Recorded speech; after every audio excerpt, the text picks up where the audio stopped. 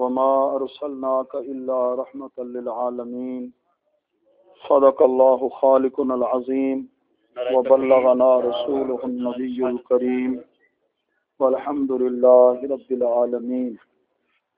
الحمد للہ ہماری اس پاکیزہ محفل میں حضرت علامہ مولانا قاری عبد الرؤوف صاحب تشریف لائے. اللہ تعالیٰ ان کی صحت میں برکت فرمائے اور اللہ تعالیٰ کی بارگاہ میں دعا ہے اللہ تعالیٰ ہماری اس پاکیزہ محفل کو اپنی بارگاہ میں شرف قبولیت عطا فرمائے. تو مجھے اور پاکیزہ ایک محفل میں بھی حاضری دینی ہے. وہ کئی سالوں سے پروگرام کا ٹائم دیا ہوتا ہے اسلامی کالونی مدینہ مسجد. تو مولانا قاری محمد قاسم صاحب نے رابطہ فرمایا تھا تو میں نے انہیں یہی عرض کی تھی کہ عشاء کے فوراً بعد ایک تلاوت اور نعت کے بعد میں عرض کر کے پھر اجازت لے کے چلا جاؤں گا. دعا فرماؤ اللہ تعالی ہم سب کی حاضری قبول و منظور فرمائے. میلاد کی محفل میں اب الحمدللہ ہم حاضر ہیں. چند سال پہلے کوٹ ادو کے قریب ہے سناما، وہاں ایک علاقے میں بیان کے لیے میں گیا تو وہاں ایک جگہ بنا ہوا تھا کمرہ، اس پر لکھا ہوا تھا نام حجرہ میلاد. حجرہ میلاد.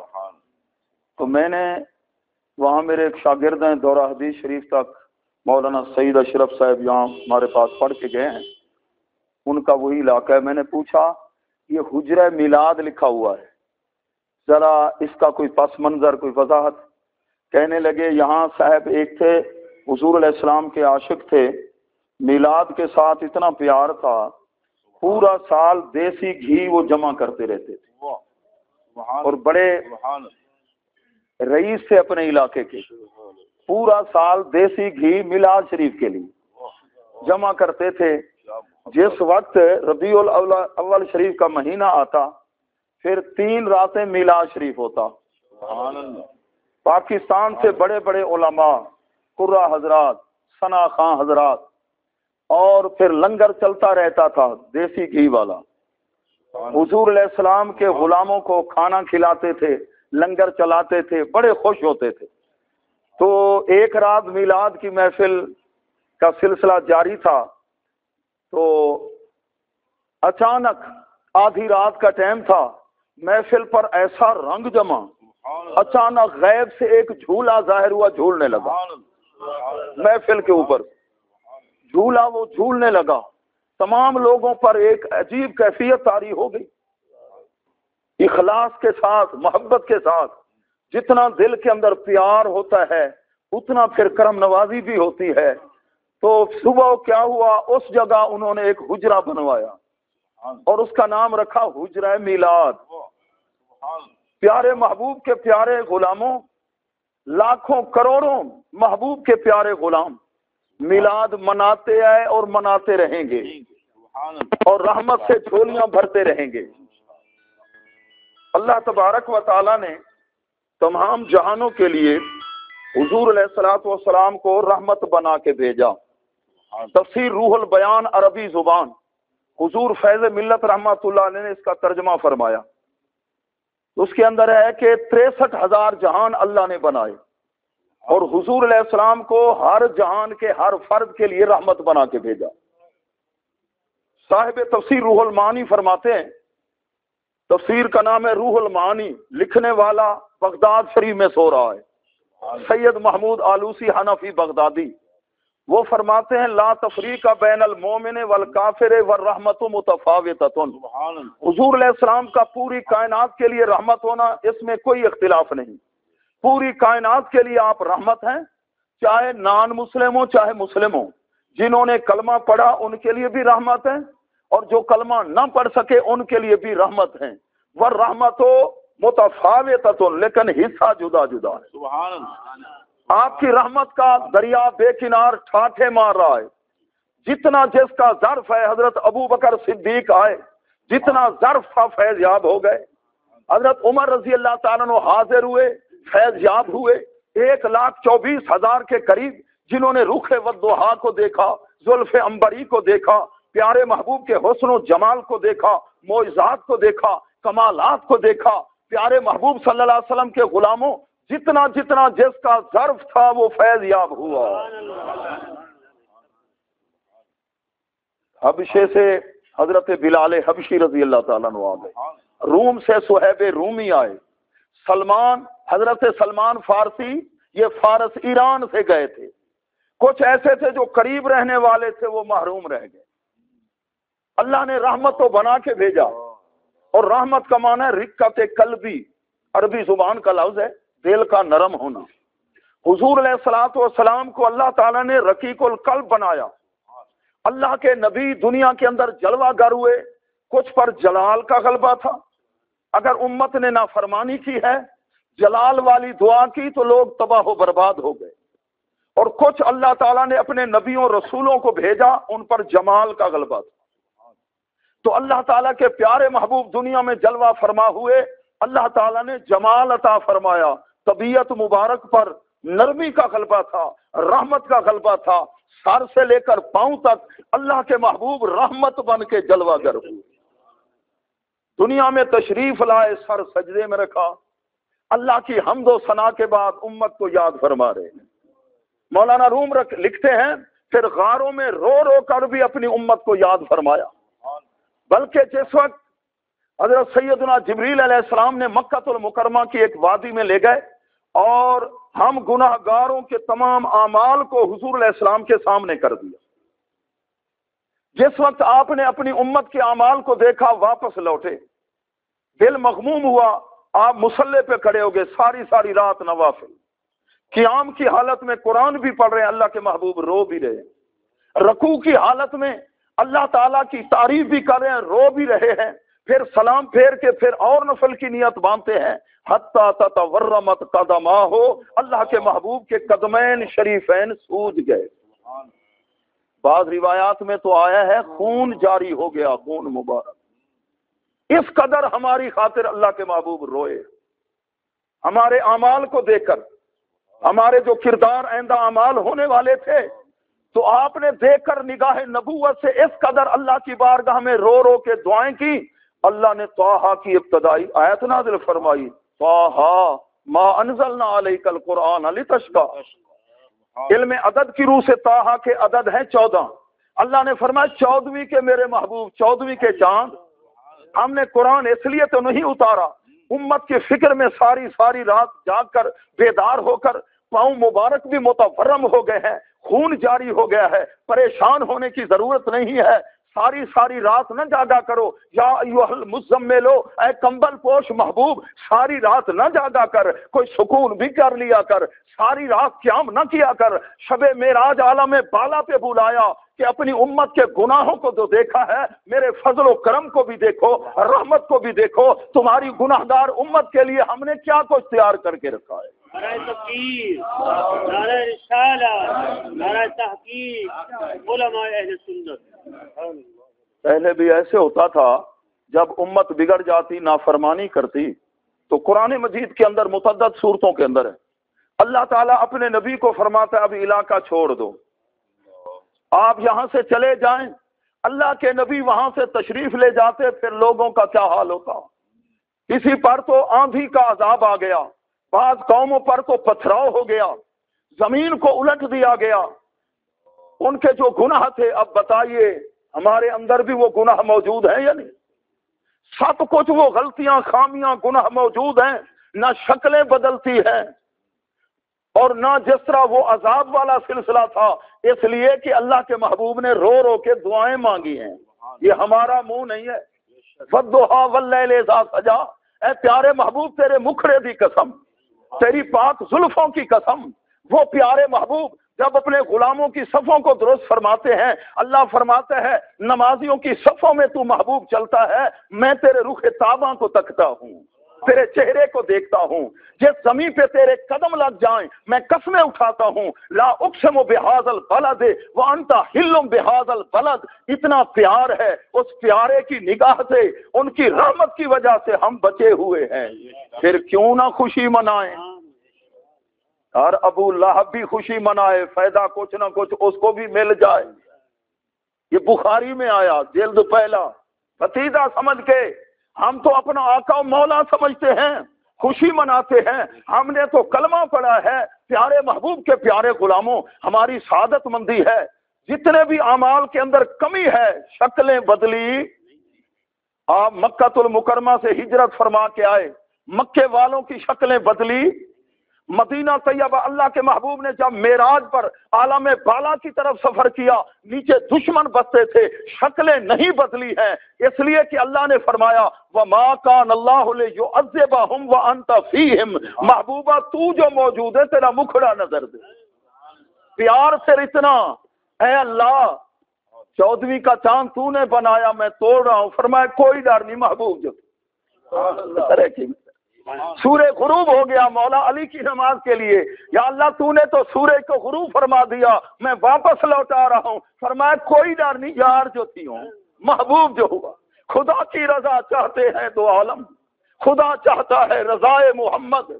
प्यारे महबूब के प्यारे गुलामों, तिरमिज़ी की रिवायत है, सहाबा बैठ के नबियों की तारीफ कर रहे थे।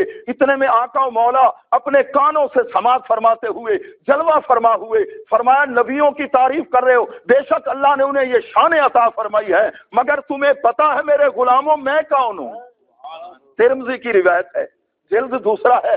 अल्लाह के महबूब ने 5 जुमले इरशाद फरमाए। फरमाया अला व अना हबीबुल्लाह वला फखरा, अल्लाह का महबूब मैं हूँ।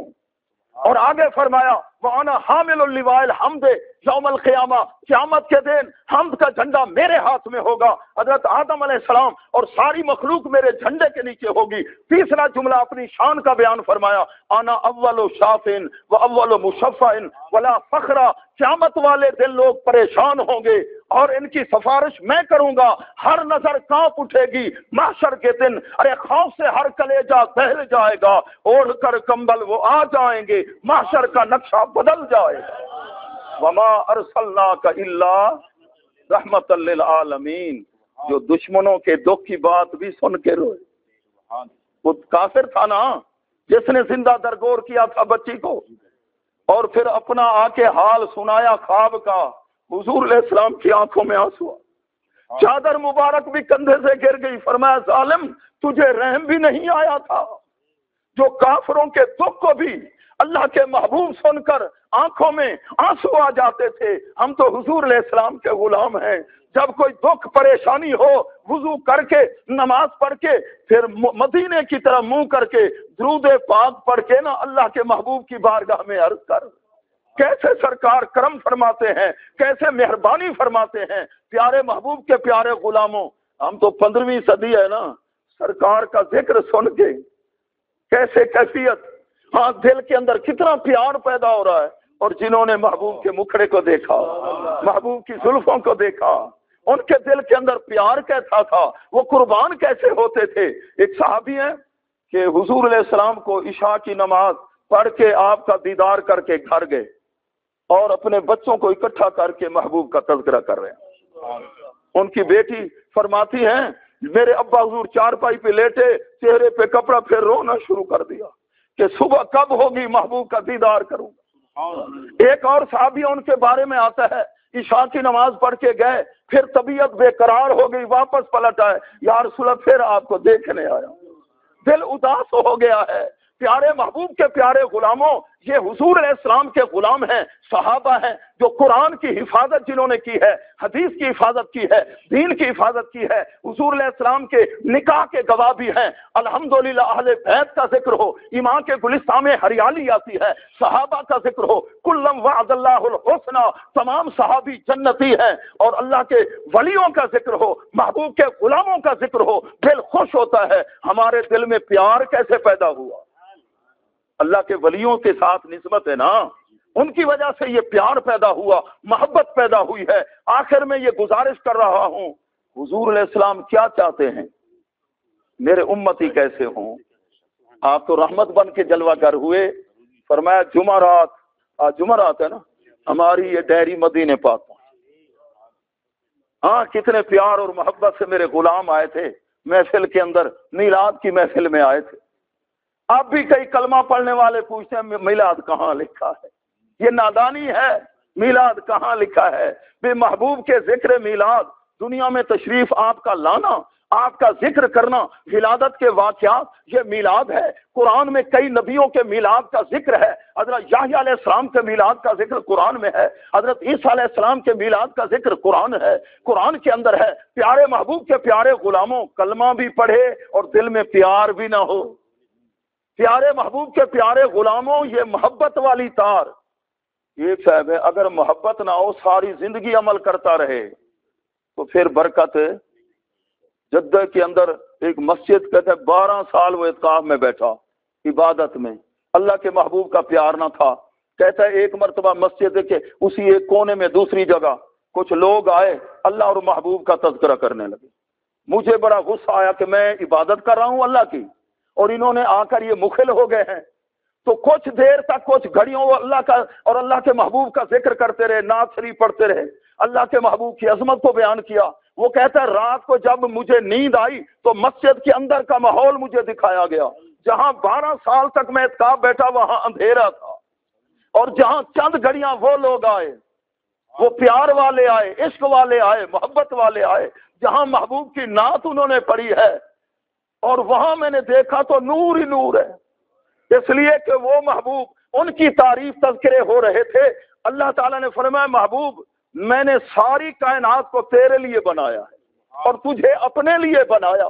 میرے اعلیٰ حضرت نے تو اس لیے لکھا قرآن و سنت کی ترجمانی، زمین و زمان تمہارے لیے، چنین و چنا تمہارے لیے، مکین و مکان تمہارے لیے، ہم آئے یہاں تمہارے لیے، اٹھے بھی وہاں تمہارے لیے، بدن میں ہے جان تمہارے لیے۔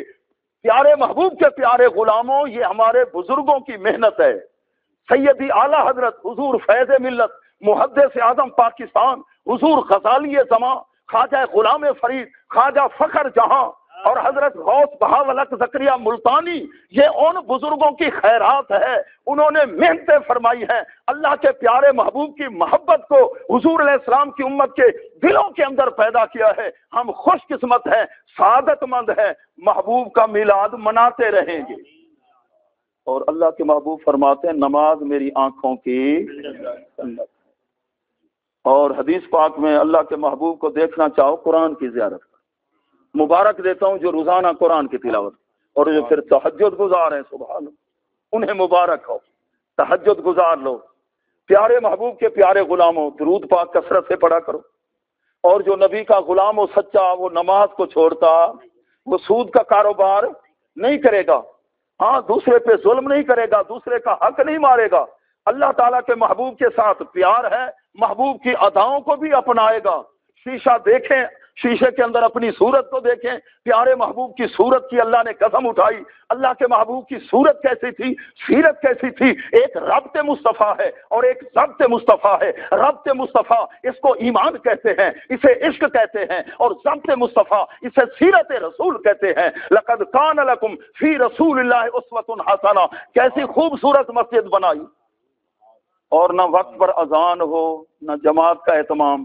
ہم باہر نکل کے کہیں ہماری مسجد زندہ باد، ہمارے محلے کی مسجد زندہ باد، بتائیے لوگ کیا کہیں گے؟ مسجد کا مقصد تو پورا نہ ہوا نا، اتنا خرچہ کیا۔